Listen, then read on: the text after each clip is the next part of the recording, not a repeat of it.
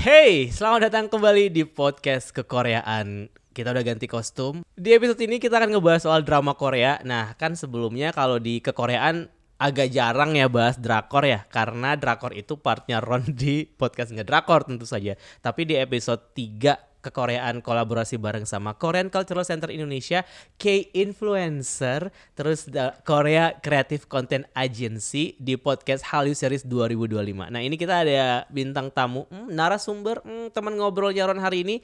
Kita perkenalkan dari sebelah sini, ada siapa nih? Halo, perkenalkan nama aku Wiji dari KCCI. Saat ini lagi cosplay dari drama All of Us Arden nih. Oh ya, temanya cosplay ya. Kalau aku cosplay sebagai warlock aja berarti kan ya, nggak ada spesifik drama. Dari sini ya, pemain 457 silakan memperkenalkan diri. Iya, aku Caca dari K-Influencer 2025 dan aku sekarang lagi cosplay. Tahu lah ya ini apa dari Squid Game. Oh, di situ ada identitasnya masih ini dirahasiakan. aku Ini harusnya sebenarnya Pak menjauh Gyuyong. Ini Pak Gyuyong sebenarnya.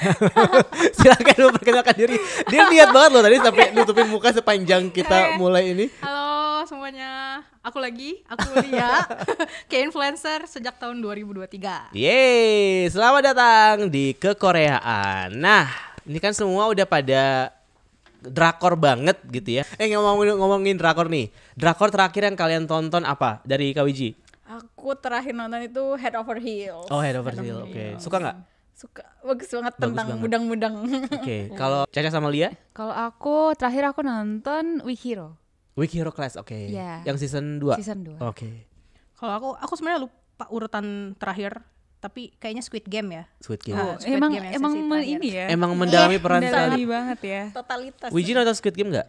Belum yang season 3, tapi season 1 keduanya udah. Udah. Kalau Caca? Baru 1,5. Baru season 1,5.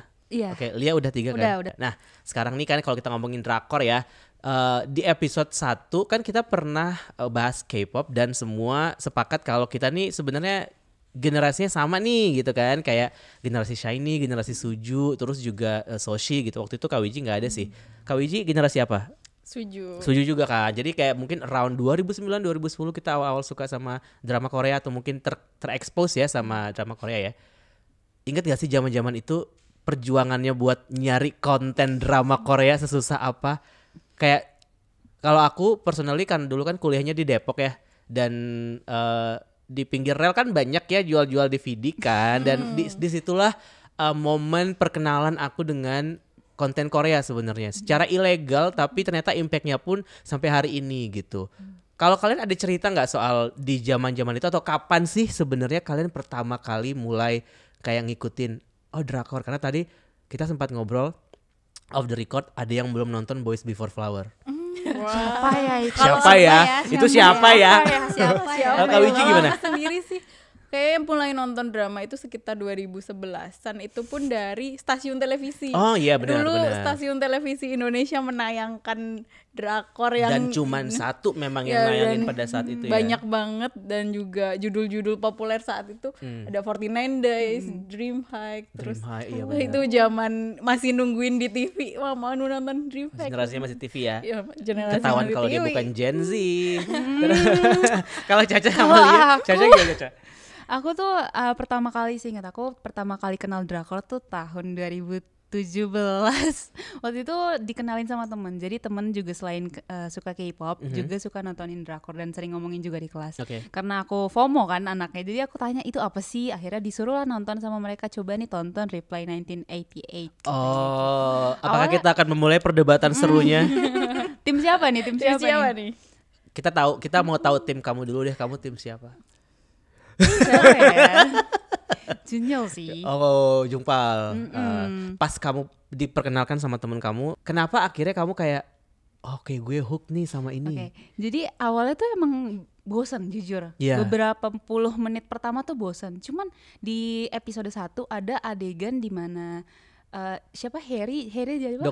Doksun itu dia ngambek karena ulang tahunnya tuh digabung sama kakaknya. Oke. Itu walaupun aku bukan anak tengah, tapi aku ngerasa wah ini ngewakilin banget sih perasaan anak-anak yang mereka tuh merasa terasingkan, padahal ya di sisi lain sebagai orang tuanya juga berusaha untuk menyenangkan anaknya gitu.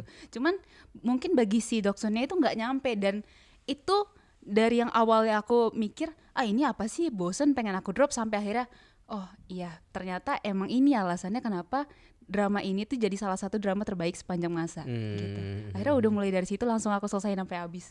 Walaupun awalnya ngerasa bosen, tapi lama-lama jadi drama terbaik sih. Dan sakit hati akhirnya kan. Iya lagi.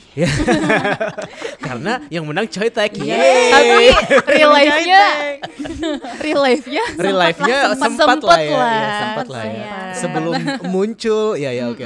Lia. Kalau dulu sebenarnya udah banyak nonton drama, mungkin udah banyak drama Korea yang aku tonton di televisi Indonesia.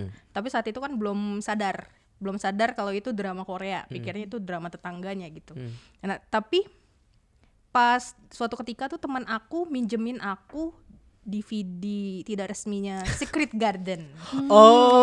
Secret Garden. Itu pertama kalinya aku nonton drama fantasi Korea sampai nangis. Iya. Betul. Itu yang bikin aku bener-bener kayak attach banget sama genre fantasi. Terus makanya setelah itu tuh aku kayak kalau mau nyari drama lain kayak gitu. Sebelum tayang di TV 49 days itu aku udah nonton duluan dari DVD.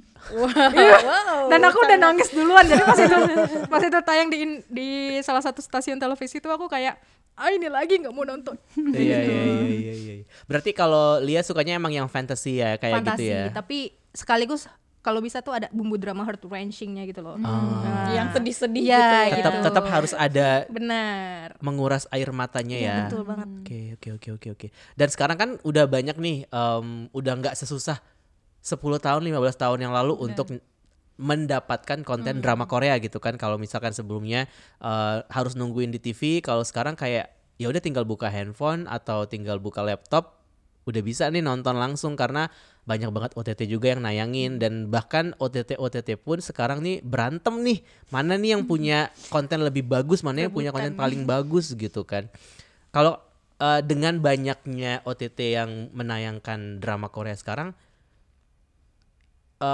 menurut kalian itu memudahkan? Mungkin iya, tapi pernah nggak sih ngerasa malah justru overwhelmed karena banyak sekali pilihannya? Kayak manusia kan gitu ya, kayak kalau misalnya aku pilihan yang sedikit ngeluh nih, terlalu banyak pilihan makin ngeluh gitu kan. Kayak kalau bukan Netflix sekarang tuh kayak banyak banget, yang mana yang mau diduluin, sampai akhirnya ujung-ujungnya nggak jadi nonton, ujung-ujungnya malah nonton yang udah pernah ditonton aja karena emang pengen nonton gitu. Jadi untuk mencoba judul yang baru malah jadi kayak enggan gitu. Nah kalau kalian ini gimana? Kalau dari pengalamannya kan aksesnya dulu yang terbatas, jadi mau nggak mau nonton di TV, mau nggak mau mungkin kayak dapat DVD nih harus ditonton gitu. Kalau sekarang kan udah yang banyak nih ya, makin banyak pilihan. Gimana kalian menghadapi perang OTT ini dengan konten-konten mereka dari KWG?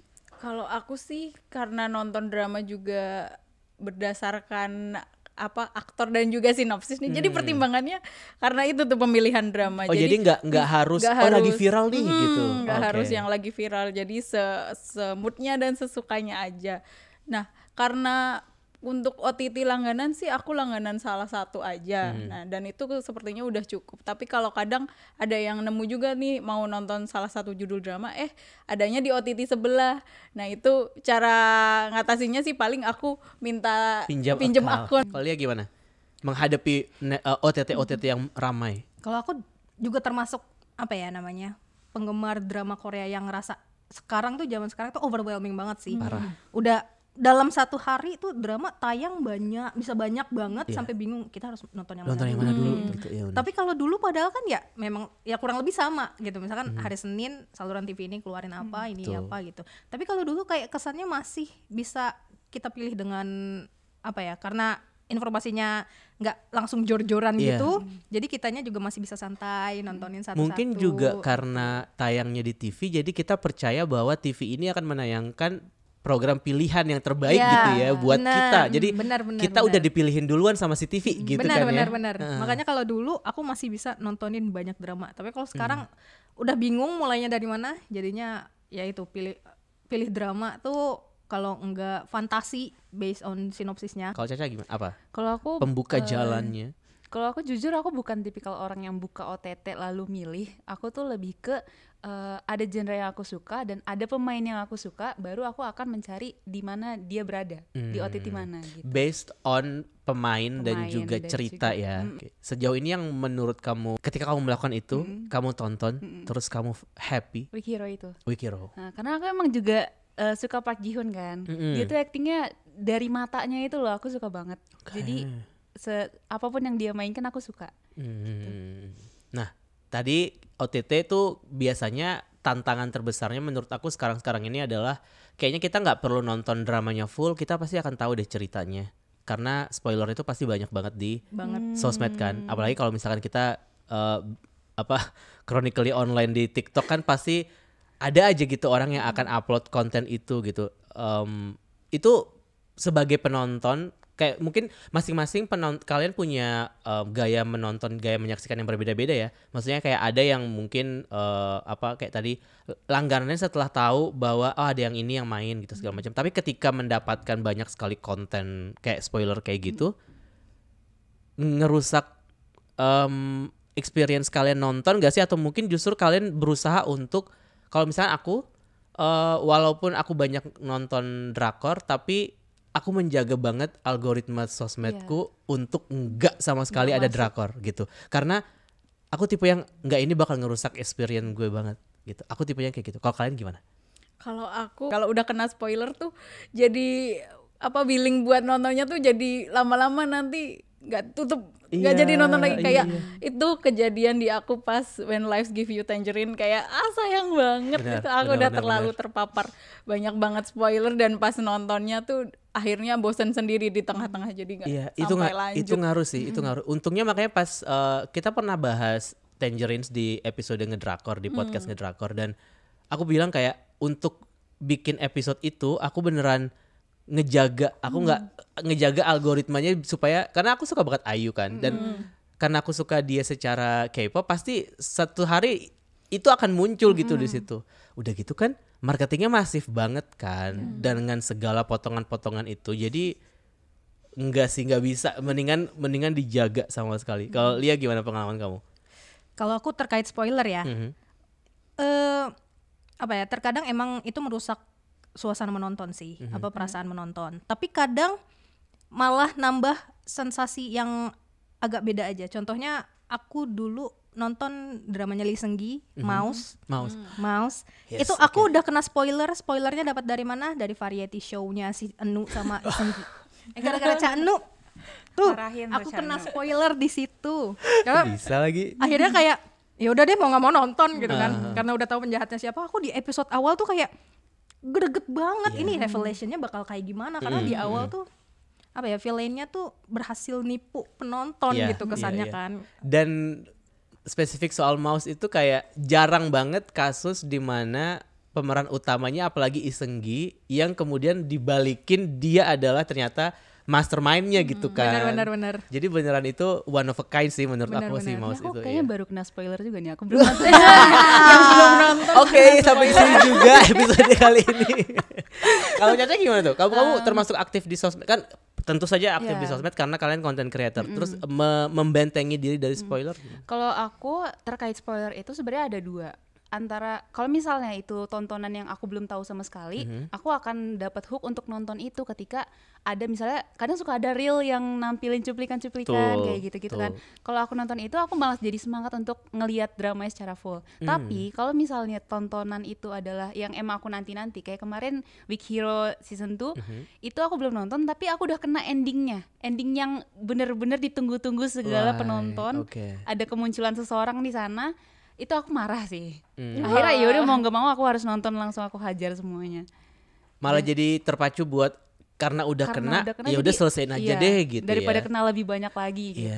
Tapi untuk spoiler di timeline aku sendiri emang aku sama sih kayak Karen. Aku mengkurasi medsos aku untuk nggak muncul tuh yang kayak gitu-gitu. Kalau misalnya ada langsung aku nggak interested kayak gitu. Iya, aku biasanya kalau misalkan ada satu judul drakor yang aku tunggu banget, terus sekarang masih udah nggak aktif di Twitter, tapi kalau pas masih aktif di Twitter pasti aku akan masukin hidden words gitu kayak jadi semua bisa ke filter filter jadi otomatis. semua terkait ini nggak muncul di timeline tapi ya kadang-kadang ada aja yang retweet gitu loh nggak muncul tapi ada aja yang retweet apalagi kan sekarang konsepnya pakai for you page kan jadi kan kayak kita bahas K-drama sedikit aja kayak seolah-olah semuanya tuh harus kita yang terima nih konten-konten ini gitu agak nyebelin sih.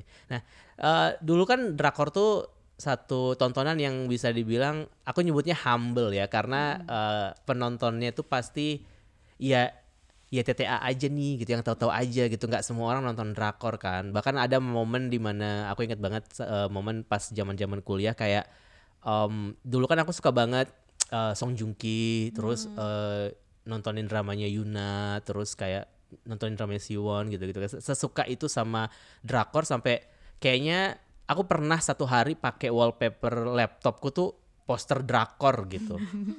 Terus satu temanku lihat dan langsung dikasih side eye gitu karena kayak ya apa sih alay banget gitu kali ya mikirnya pada saat itu ya. Tapi kan kalau sekarang kayaknya sama kayak K-pop, drakor ini udah jadi tontonan yang memang genre aja gitu yang kita bisa lihat di mana aja, bisa tonton di mana aja, bukan lagi sesuatu yang kayak kenapa sih nonton itu gitu. Kalian merasakan perubahan itu nggak atau ketika kalian udah nonton drakor itu sebenarnya semua tayangan ini tuh udah mainstream gitu, udah bukan lagi tontonan yang niche. Kalau dari Caca kan recent ya nontonnya 2017. Gimana pada saat itu kamu masih merasa ini sebuah tontonan yang niche atau sebenarnya ini udah kayak ya udah kayak gue nonton series barat aja atau nonton series yang lain aja gitu? Kalau dulu emang cuman ya itu tadi ya TTA aja kan orang-orangnya cuman yang emang tahu Korea yang suka Korea gitu. Cuman kalau sekarang kayak kita lagi commuting aja lagi di bis atau lagi di MRT kita pasti sebelah kita lagi nonton kayak gitu emang udah jadi hal yang umum sih buat orang-orang nonton kayak gitu tuh. Sekarang jadi juga vibe-nya udah kayak gitu ya. Kalau menurut Lia gimana? Kalau aku sebenarnya biasa aja sih kalau masalah itu. Kalau dulu kan emang kayak low key banget kan kalau suka sama drama Korea atau K-pop gitu kan. Kayak berusaha kayaknya semua orang juga nggak suka kayak gitu. Tapi suatu ketika waktu kuliah tuh temen aku tiba-tiba nyanyiin soundtracknya Gu Family Book gitu kan yang apa pokoknya salah satu soundtracknya gitu kan. Dan aku dalam hati kayak antara ada rasa senang gitu kan, senang ternyata ada yang tahu juga ya kayak gitu. Jadi ya semakin banyak orang yang tahu sebenarnya senang, cuma mungkin karena tren drama Korea zaman sekarang tuh dramanya menekankan banget moral value. Jadi maksudnya kayak dibandingkan emang untuk menghibur penonton juga, mereka tuh banyak genre yang lebih ke kehidupan gitu loh. Deep ya, deep atau serius lebih gitu. Serius gitu. Nah gitu. Menurut kamu is that a good thing atau itu sesuatu yang kamu enjoy atau gimana? Kalau aku sih nggak enjoy ya sejujurnya. Makanya aku bukan tipe penonton yang namanya Kim Ji Won My Liberation Notes. Ya, nah itu kayak gitu. Kamu nonton drakor nggak nyari hikmah ya? Iya, nggak nyari hiburan hikmah. Benar. Aku Benar. kayak tunggu, aku nggak perlu diingetin lagi tentang dunia nyata. Aku Exactly. udah hidup di dunia nyata. Iya, I can tell you. Makanya lebih suka yang kayak fantasi, sweet nah home itu. ya gitu-gitu. Kak Wiji gimana? Tapi ngelihat fenomena Squid Game ya dari Squid Game 1, 2, ketiga ini terus juga banyak drama-drama lain yang mulai jadi mainstream terus ngerasa juga sih di tongkrongan tuh jadi kayak udah nonton Squid Game belum? Padahal itu teman-teman yang biasanya nggak pernah bahas atau suka Koreaan gitu, jadi udah nge-reach up duluan kayak udah nonton belum? Iya. Tapi dengan Squid Game yang masif kayak gini, kalian masih merasa itu kalian masih melihat itu sebagai drakor nggak sih? Atau kan karena Squid Game itu kan sekarang kayak mereka udah ke nominasi Emmy Award dan segala macam, pernah menang Golden Globes juga gitu. Kan vibe-nya udah nggak yang kayak kalau kita ngomongin drakor paling banter penghargaannya kan pasti Baeksang gitu kan ya. Nggak ke Amerika gitu. Nah, sekarang ini udah dapat exposure dan juga istilahnya validasi dari US gitu. Apakah kalian tetap merasa bahwa enggak ini drakor sebenarnya atau malah ada shifting dari ternyata mungkin ini series yang berbahasa Korea walaupun ya that's a drakor sih sebenarnya gitu. Kalau aku tetap menganggap itu drakor sih, drama Korea. Karena kayak misalkan kalau film, contohnya Parasit misalkan, itu kan nilainya universal banget kan, yang diakui juga sama dunia barat gitu.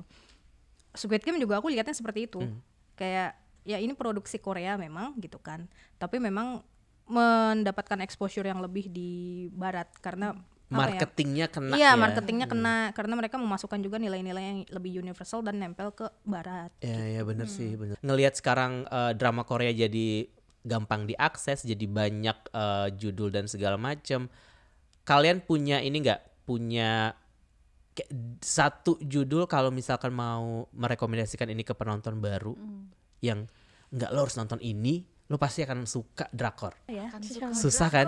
Susah kan saking pertanyaannya? banyaknya drakor yang udah ditonton tuh jadi bingung nih. Ya, tergantung genre juga sih soalnya. Kalau kamu kan ya fantasi nih Iya, misalnya, fantasi. fantasi gitu. Apa yang Kalau aku yang satisfying banget ya sampai kamu kayak enggak ini nih bagus nih gitu. Kalau bagi aku yang masih keinget ya kayak sensasi nonton episode satunya tuh yang kayak berkesan banget itu Goblin memang. Itu Goblin. Terlebih biasanya kan misalkan satu episode sebenarnya cuma 40 menit atau berapa menit gitu. Tapi ini tuh satu hampir 2 jam kalau nggak salah, apa berapa episode 1 itu. Iya parah banget Dan emang. itu ditutupnya dengan adegan yang sangat bikin bikin jerit gitu kalau pas lagi nonton tuh gitu kan. Ya menurut aku itu Goblin rekomen. Itu Goblin rekomen. Ya kayaknya itu deh. Goblin. Caca. Goblin. Kalau aku pribadi sebenarnya nggak suka romance kan orangnya. Tapi What's wrong with you? What's wrong with Secretary Kim? Terlalu dikelilingi kayaknya ini misteri nih otaknya. Iya, Sudah selalu misteri, Tapi Tapi masalahnya beruntungnya adalah banyak kan drakor punya yang genre crime mystery gitu kan. ya kayak Iya. Vincenzo itu contohnya Iya, Vincenzo. masuk kan. Tapi kalau misalnya disuruh rekomendasi, aku bakal merekomendasikan Hometown Cha-Cha-Cha. Oh, oke. Aku untuk orang yang Nggak nggak suka suka romance romance. itu bikin aku suka banget, bahkan itu jadi salah satu dari 2 drakor yang seumur hidup aku rate 100/100. Kalau Kak Wiji apa? Kalau aku sebenarnya kalau drama yang aku rate 100/100 nih judulnya itu One Day Off, bahasa Koreanya sih Park Ha-young Yohenggi. Itu lebih ke mini web drama gitu. Itu dulu juga ketemunya karena nggak sengaja. Ceritanya itu lebih ke tentang seorang guru yang ngambil cuti buat jalan-jalan ke menapak tilas gitulah ceritanya.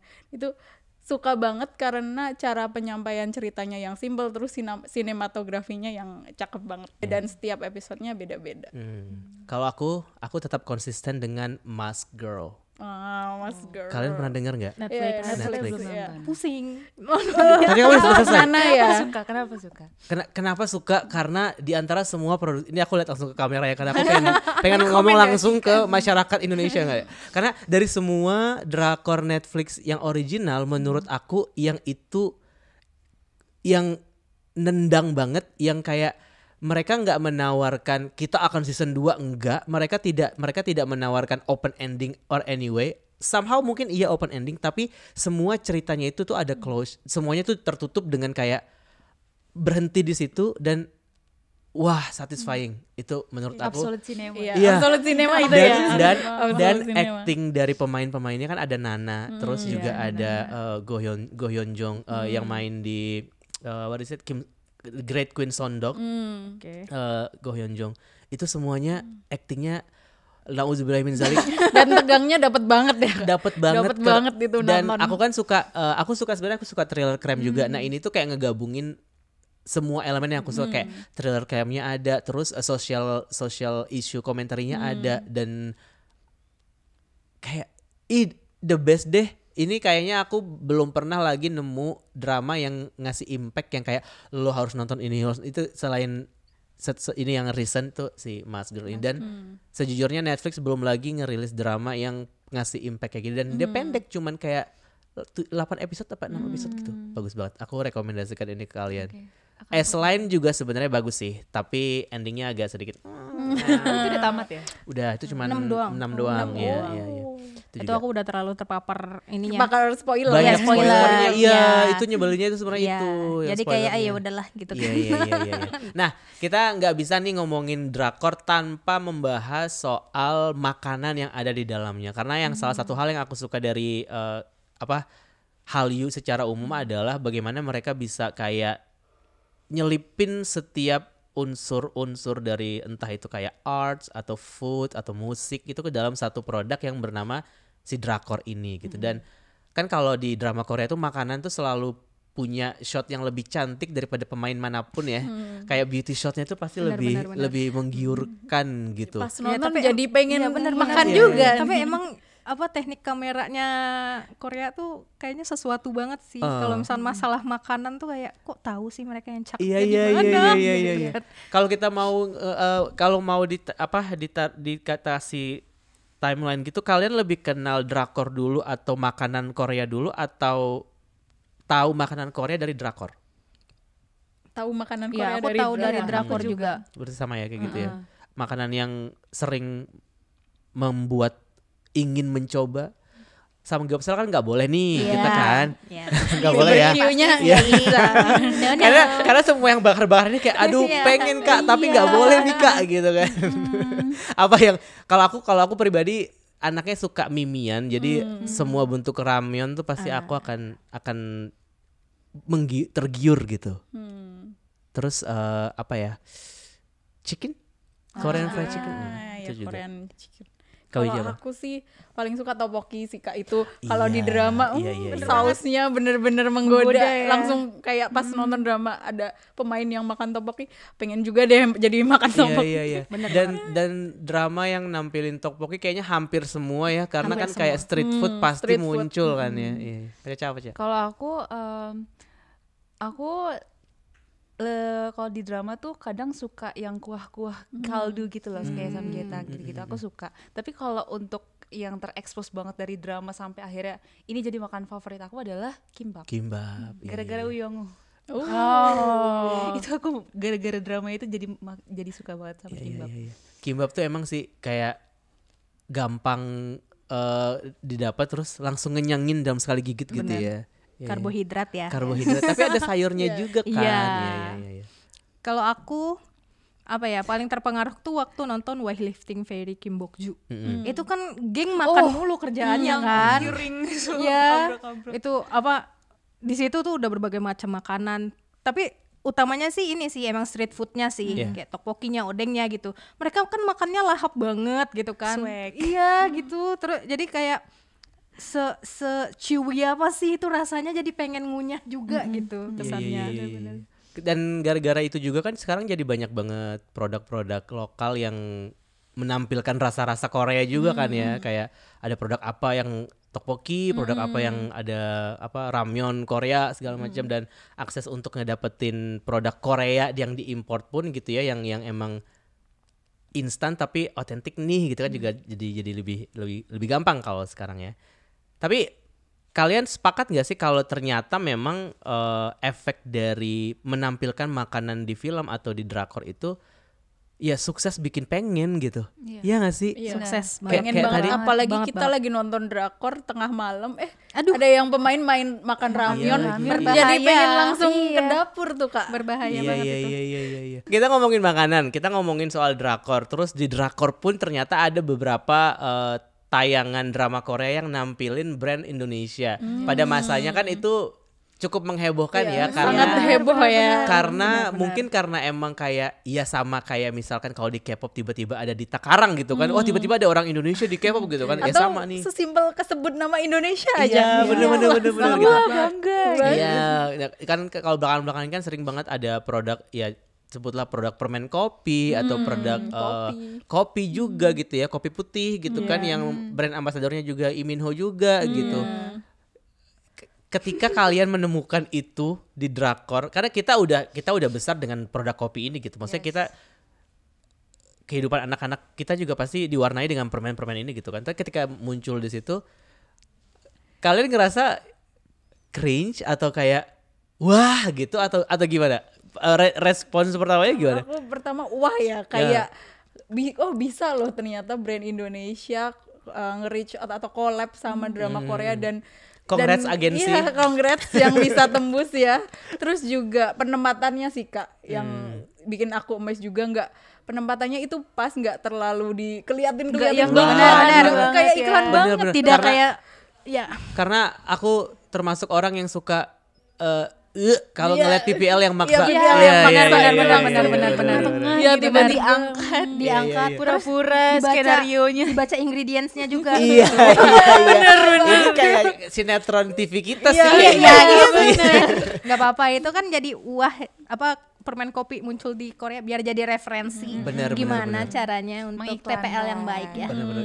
Ya, respons kalian awal-awalnya gimana? Ya aku wah juga sih, wah juga kayak ya itu membuka peluang juga kan untuk Indonesia tampil di mata Korea, gimana buat di notice Korea gitu kan. Tapi dalam sektor yang berbeda gitu ya. Benar, dan itu juga bisa jadi referensi untuk Indonesia sendiri untuk belajar gimana cara mempromosikan gitu. Caca gimana? Ngeliat si kopi-kopi ini. Kalau yang permen kopi kopi. Jadi waktu itu kan emang aku lagi suka banget sama drama Vincenzo kan waktu itu. Vincenzo aku nonton banget dan kayak emang ke teman-teman tuh aku yeping mulu tentang Vincenzo gitu. Iya. Akhirnya pas si permen kopi itu muncul, langsung aku ke minimarket, aku cari permennya, aku kayak posting kemana-mana kayak ngode-ngode gitu. Aku lagi nonton Vincenzo nih, kalian ada yang paham gak aku posting permen ini gitu. Oh iya. Malah jadi ide buat konten juga gitu ya. Iya. Dan keterlibatan bintang-bintang Korea, keterlibatan kayak Korean entertainment ke dalam produk-produk yang ada di Indonesia sekarang, itu ngaruh gak sih buat keinginan kalian untuk ngebeli dan nyobain gitu? Kalau di aku of course ngaruh sih Kak, karena kan kayak kita memiliki barang yang sama-sama dengan idolnya nih, perasaannya tuh seperti itu tuh yang bikin jadi pengen beli brand-brand collab idol kan juga sekarang banyak kan. Nah, apalagi ada bonus-bonusnya. Iya bonus-bonus gitu ya. Seperti photocard atau keychain atau macam-macam itu kan jadi jiwa ngidolnya tuh itu yang dikejar. Kalau aku pribadi nggak ngaruh. Nggak ngaruh. Karena memang aku suka makan, aku suka K-pop, tapi aku nggak mau itu kayak berpadu secara tidak sehat gitu kesannya. Maunya bikin aku jadi nggak sehat gitu loh. Agree. Iya, benar. Tapi emang endorsement itu kan emang ngaruh sih sebenarnya ya, apalagi buat K-pop atau artis Korea yang basis penggemarnya kan udah kuat banget. Kalau aku tergantung idolnya siapa. Kayak New Jeans aku masih kena karena emang aku suka New Jeans gitu.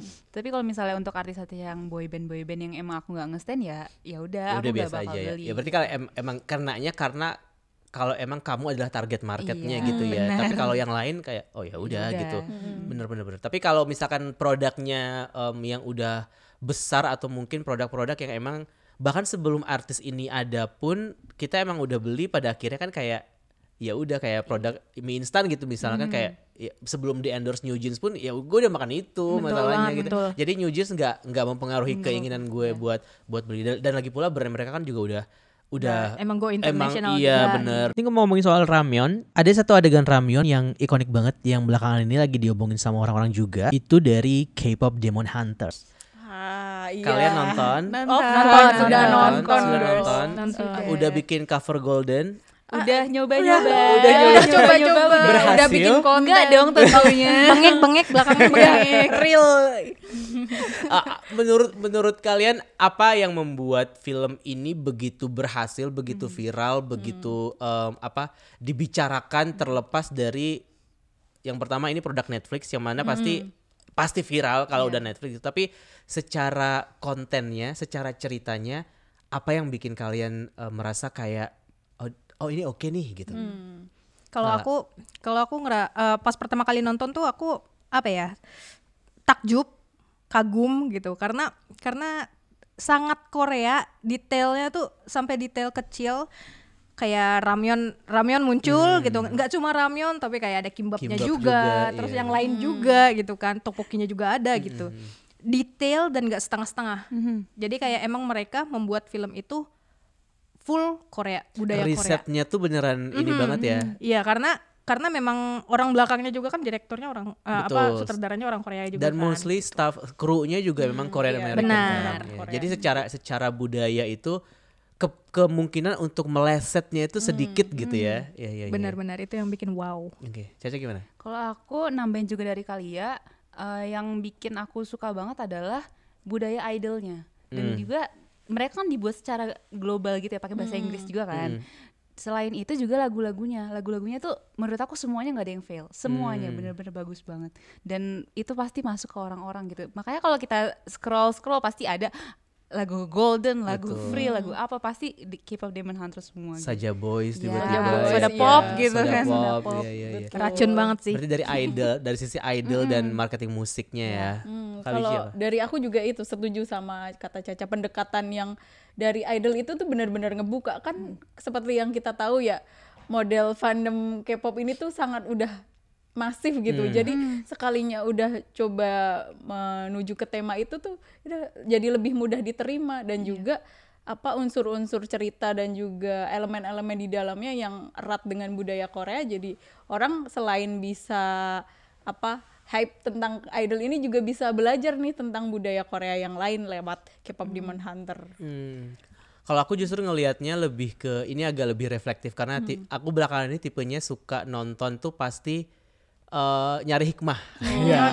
Kalau aku belakangan ini lagi nyari hikmah. hikmahnya? Sebelumnya aku sama sekali bukan penonton drakor yang nyari hikmah. Aku malah nggak suka kalau drakor nih secara gamblang menunjukkan kalau ini loh hikmah yang ikut. Aku nggak suka tuh. Aku juga nggak suka yang Aku lebih suka kalau sekarang ini aku lebih nyari hikmah tuh tapi nggak yang ditampilin jebret depan mata gitu loh, tapi dari kayak kalau kita ngomongin konteks K-pop Demon Hunter ini adalah hikmah yang aku ambil adalah gimana karakter Rumi sama karakternya Jinu ini keluar dari depresi mereka.